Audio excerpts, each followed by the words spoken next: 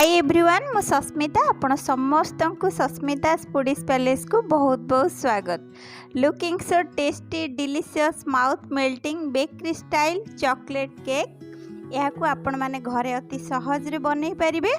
देखंतु केक हमर केते सॉफ्ट आउ डिलीशियस देखा जाउची आ खाइबा को भी बहुत टेस्ट हेतिला। तेबे चलंतु एहा को हमें स्टार्ट करिवा।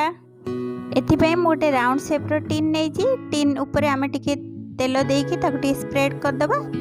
स्प्रेड कर सारा पर से मैदा पकई मैदा को आम डस्टिंग कर दबा। एबे गैस ऊपर आम कड़ाई रखिकी गैस को लो मीडियम फ्लेम रे 5 ରୁ 7 मिनट पर्यंत प्रीहीट करनबा। एबे गोटे बाउल ऊपर छणा रखिकी से आम गोटे कप मैदा नबा, गोटे बड़ चामच अमूल, गोटे छोट चामच बेकिंग पाउडर और तार अधा बेकिंग सोडा, हाफ कप गुंड चीनी नहीं कि यह आम भलसे छाणी दबा। छाणी सारा पर एथिरे 2 बड़ चामच कोको पाउडर ऐड करिबा। ऐड कर सारा पर यह आम भलसे मिक्स कर दबा जेमती सब ड्राई इंग्रेडिएंट्स गुड़ाक आमर भलसे मिक्स हो जिवो। एबे गोटे बाउल आम 1/4 कप रिफाइन ऑयल नबा। से हाफ कप दही, एटा पूरा पूरी फ्रेश दही अच्छी, आपन भी फ्रेश दही नेबे, जमार भी खट्टा दही नेबेनी। पकईकि आम भलसे मिक्स करदबा। यापर आम गोटे छोट बाउल हल्का उषुम पानी अच्छी 4 टेबल स्पून नबा। से 1/4 टीस्पून कॉफी पाउडर नबा। कॉफी पाउडर को आम भलसे मिक्स करदबा। यही मिक्स को आम दही रे ऐड करके आउ टिके भलसे मिक्स करवा। मिक्स कर सारा पर एथिरे जो आम आगुर जो ड्राई इंग्रेडिएंट्स गुड़ाक रखिलु ताकू पकई अल्प अल्प करके पकईकी ताकू मिक्स करवा।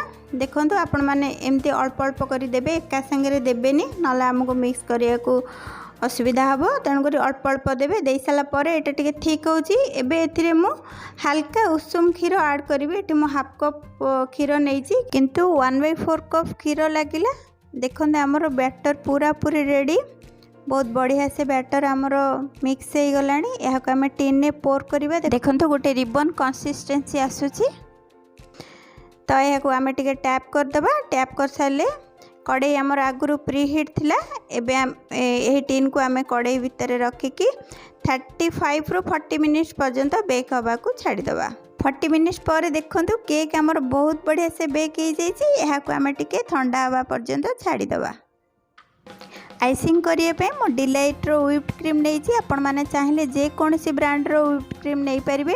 यहाँ पाखापाखि 200 ग्राम अच्छी। यह गोटे इलेक्ट्रिक बीटर साहाय्य 10 ରୁ 12 मिनट पर्यंत बीट करी। या भितर आमर क्रीम बहुत बढ़िया से हो।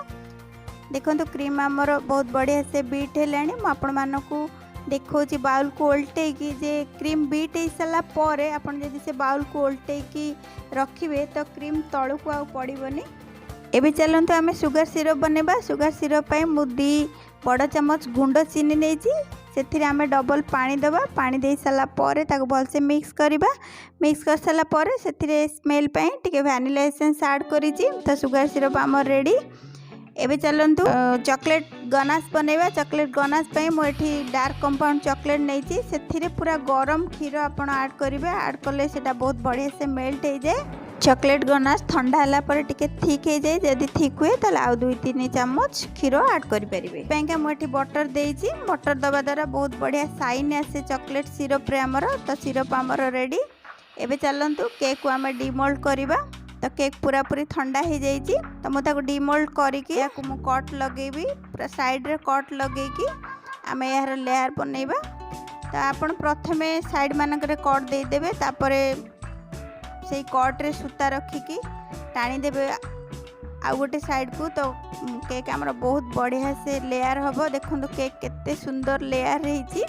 देखो केक आमर केते जालीदार और सॉफ्ट होइछि। एबे चलंतु यह को आम आइसिंग करवा। प्रथमे गोटे टर्न टेबुल उपर टिके क्रीम लगेदेवा। क्रीम लगेवा द्वारा केकटा आमर सेट होकर रुहे। तो ता उपरे आम जो सुगर सिरप बनई ताकू भलसे स्प्रेड करदबा। स्प्रेड कर सारा पर गोटे पाइपिंग बैग रे आम क्रीम रखिकी टर्न टेबुल को मूव करवा। तो क्रीम ऑटोमेटिक चारिआडे स्प्रेड हो।